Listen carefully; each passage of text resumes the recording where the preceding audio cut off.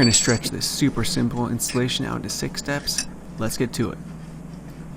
Step number 1, place something on the ground to protect that fancy new expensive hitch you just bought. Step number 2, make sure you know your vehicle orientation, which way is forward, which way is back. Step 3, loosen the spare tire. Step 4, fish all the fasteners and the spacer blocks into place.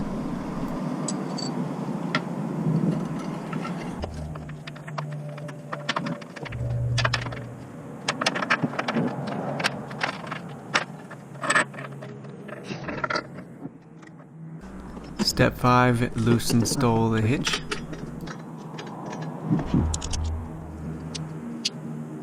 Yay. I don't have a adapter, do I?